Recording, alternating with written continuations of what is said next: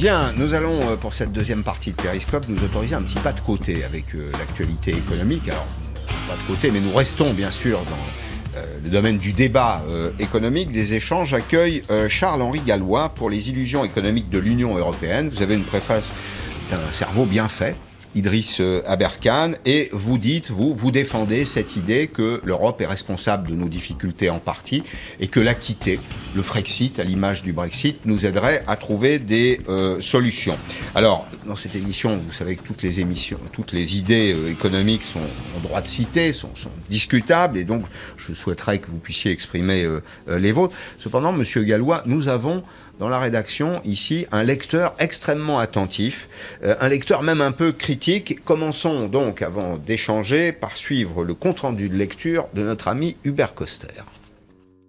Haro sur l'Union européenne, 12 chapitres, 12 illusions concernant l'UE qui sont assénées à tort selon l'auteur.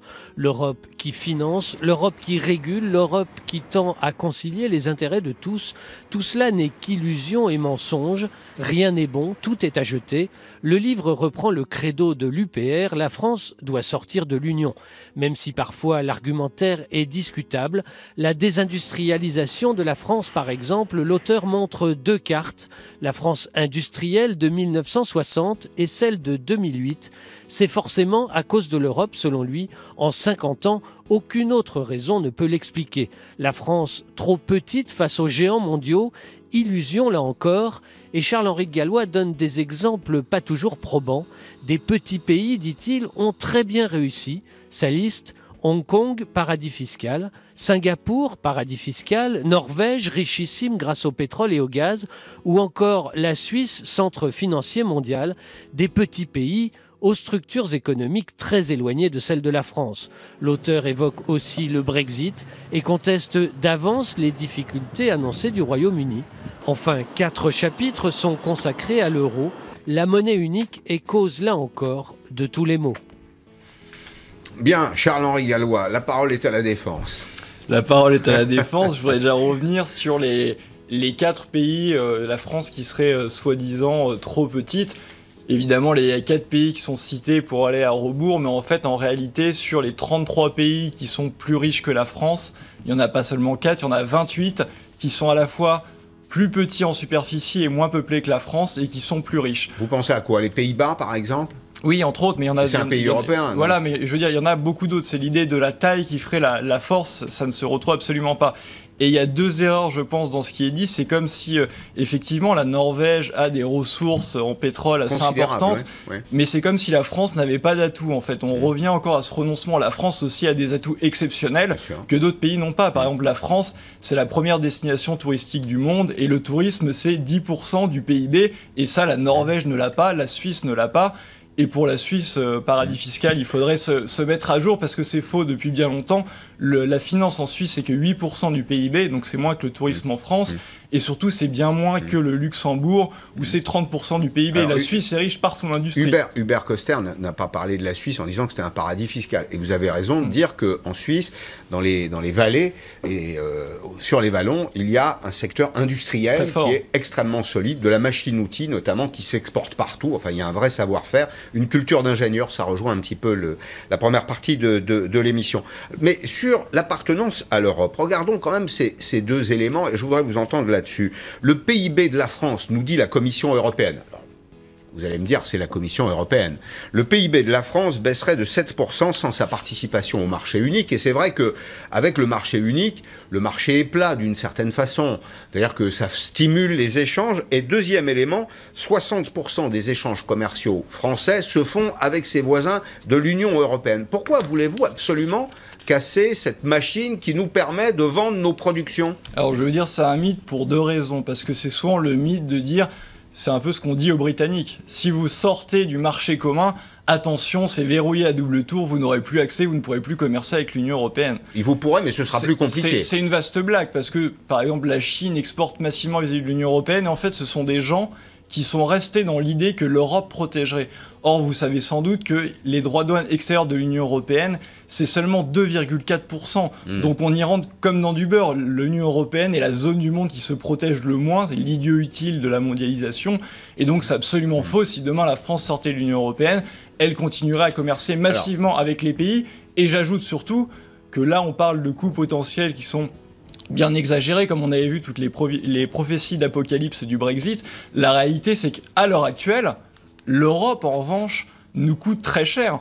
Si on prend que la contribution fiscale nette, fiscale nette de la France, chaque année, c'est 10 milliards d'euros. Alors 10 milliards d'euros, c'est énorme. Ça ne va pas forcément parler aux Français. Mais rendez-vous compte que c'est 606 euros par foyer fiscal par an pour les Français. Si je prends un exemple imagé, vous vous rendez compte, en billets de 20 euros, c'est l'équivalent de 60 km de billets de 20 euros en hauteur. Je me méfie de ce type d'image. Je rappelle aussi que le budget de l'État, c'est 310 milliards d'euros. Donc 10, c'est pas une part absolument décisive, c'est quelques pourcents seulement. Mais vous avez raison de prononcer une formule à laquelle je peux adhérer. Nous sommes parfois les idiots utiles du monde. Regardez par exemple sur les règles de concurrence. C'est vrai que nous sommes les derniers à ne pas nous protéger en Europe parce que nous vivons sur la doxa de la concurrence pure et parfaite. Il faudrait que le marché soit parfaitement libre. Et puis naïvement, on s'imagine que les grands ensembles économiques, les États-Unis, la Chine, développent le même type de pensée alors que eux se protègent. Est-ce que c'est pas à une refondation de l'Europe que ça nous appelle plus qu'à une suppression de l'Europe comme vous le souhaitez? Mais en fait, c'est là qu'on se heurte à la réalité, puisque tout le monde dit, grosso modo, dans tous les pays, qu'il faudrait évidemment l'Europe, l'euro, tout ne marche pas. Et donc, certes, ça ne marche pas, mais il faudrait changer l'Union européenne. Ça, ce discours-là, je ne veux pas être méchant, on l'entend depuis 50 ans, et pourquoi ça n'arrive jamais? C'est très simple, on retrouve ça justement dans les traités européens, qui sont les fondations de l'Union européenne.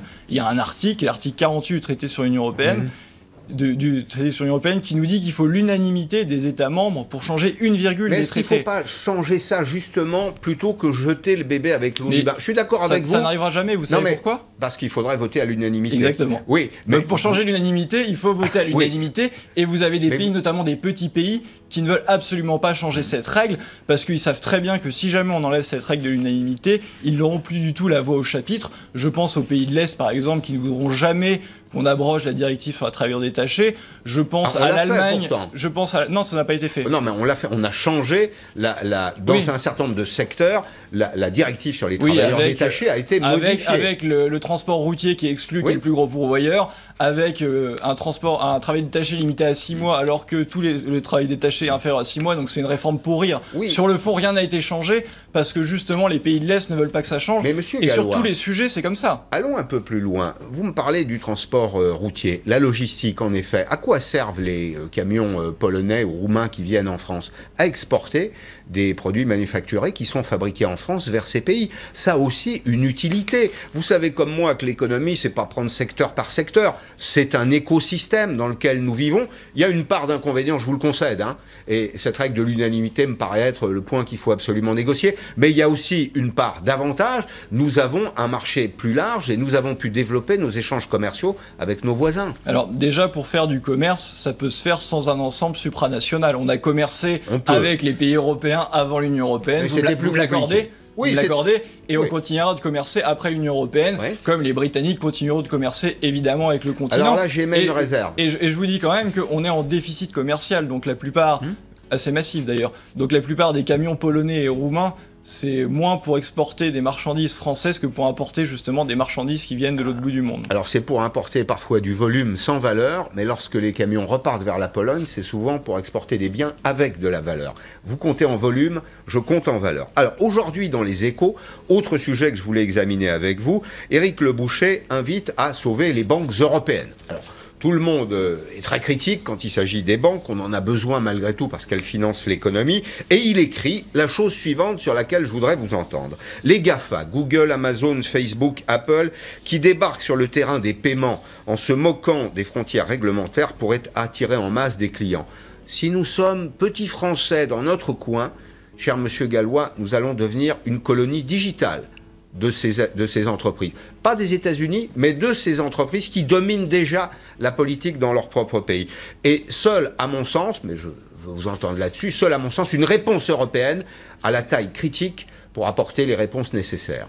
Mais ça, c'est toujours le beau discours qu'on entend habituellement, mais la réalité, c'est qu'une France indépendante pourrait justement interdire et promouvoir ces entreprises, comme le font par exemple, c'est pas des exemples dans plein de domaines, mais comme le font la Russie, comme le font la Chine. Eux, ils légifèrent justement... J'éviterai ces exemples-là. Non, mais eux légifèrent justement au niveau numérique pour avoir une certaine souveraineté numérique et en effet ne pas dépendre des GAFA. Je vous l'annonce tout de suite, on peut se revoir d'ici 6 mois, 1 an. Au niveau de l'Union européenne, il ne se passera rien parce qu'il y a dans l'Union européenne plein de pays justement qui ont des intérêts liés avec les États-Unis, où il y a même l'Allemagne, vous savez, qui a un excédent commercial massif et qui craint plus que tout des représailles des États-Unis au niveau commercial.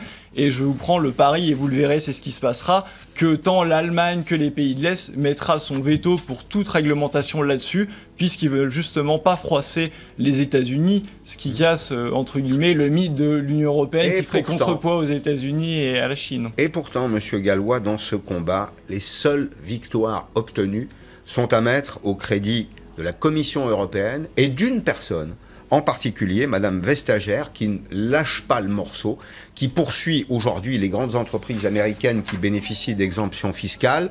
Elle les poursuit, elle va les obliger à payer des impôts. Elle fait d'ailleurs la une du Point. Et Gaspard Koenig, philosophe libéral, dit qu'elle est notre dernière chance. Il n'a pas tout à fait tort. L'Europe nous offre le confort d'une réponse collective qui concerne un marché de 450 millions de personnes. Nous sommes aujourd'hui 450 millions de personnes, et vous comprenez que dans une négociation, ça a du poids, un peu plus de poids que si nous disions, nous, les 64 ou 65 millions de Français, nous allons partir à l'assaut des géants américains du net. Mais ça, c'est un discours, encore une fois, du renoncement, puisque 450 millions, ou additionner des pays qui ont des intérêts complètement divergents, ça ne veut absolument rien dire. Si on fait, par exemple, un accord de libre-échange avec les États-Unis, il est évident qu'au niveau agricole, l'Allemagne va vouloir ouvrir parce que c'est pas leur sujet. Leur sujet, c'est d'exporter massivement, par exemple, au niveau des machines-outils et des voitures.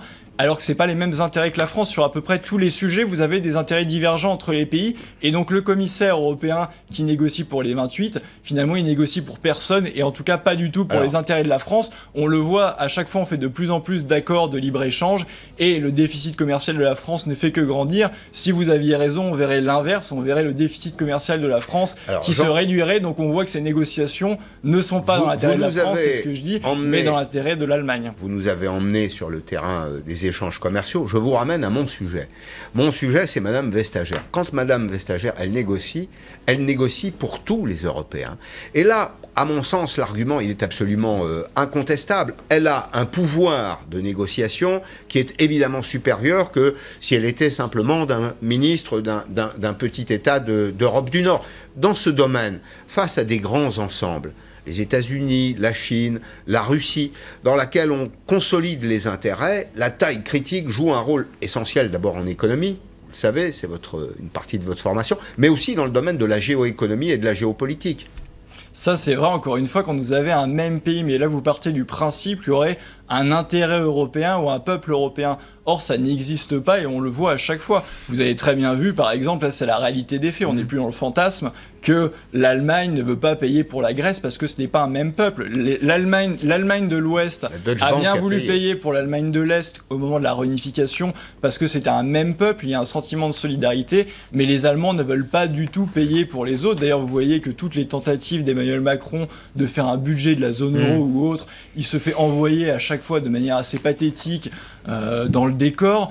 Et surtout, vous savez que pour que l'euro, et ça c'est un sujet fondamental, puisse marcher, il faudrait que les Allemands acceptent de payer justement pour les autres pays, puisque l'euro bénéficie massivement à l'Allemagne, et ça correspond entre 8 et 10% du PIB allemand. Vous me dites donc qu'il y a des écarts économiques tels entre les États européens que l'idée de la monnaie unique, c'est ça, est en soi une idée inepte, c'est bien ça. C'est une idée qui n'a aucun sens sur le plan économique. Prenez les États-Unis.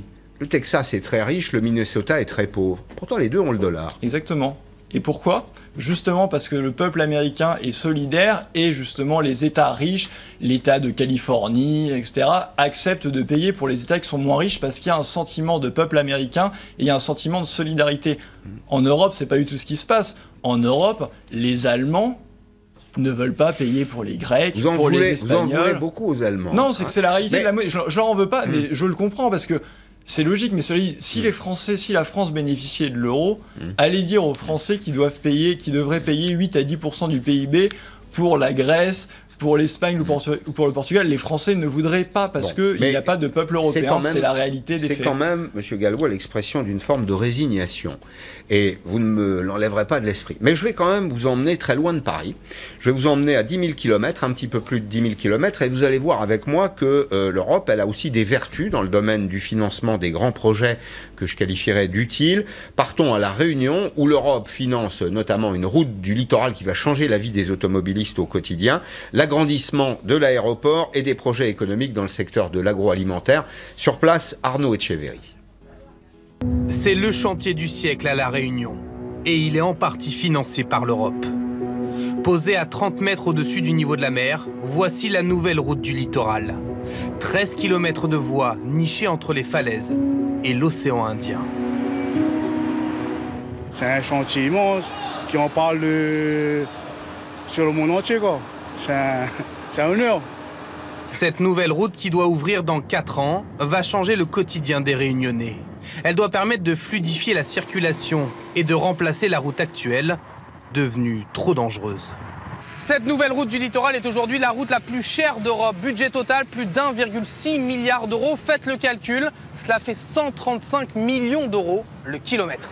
Pour financer le projet, l'État, la région ont mis la main à la poche. L'Europe, de son côté, a investi 160 millions d'euros. Cette route, elle aurait pu se faire sans doute sans l'apport de l'Europe. Mais il aurait fallu à ce moment-là chercher de nouveaux financements, ce qui n'est pas chose facile. Un chantier titanesque qui fait aujourd'hui grincer des dents. Faute de matériaux suffisants, le projet est à l'arrêt. Et puis il y a des surcoûts qui n'étaient pas prévus et qui inquiètent ce collectif d'habitants. La région a payé, l'État a payé, l'Europe paye aussi, mais tous les surcoûts qu'on a actuellement, c'est nous, en tant que Réunionnais, nous chacun qui allons les payer. On a besoin de cette route, mais il est évident qu'on a besoin de d'autres investissements également. Ça tombe bien, l'Europe met de l'argent dans d'autres projets. L'agrandissement de l'aéroport, l'aménagement du port de commerce, le nouveau centre hospitalier. Et ce n'est pas tout. Voilà, on a des premières vaches. Là. Bruno Houdard est un peu le monsieur subvention européenne à La Réunion.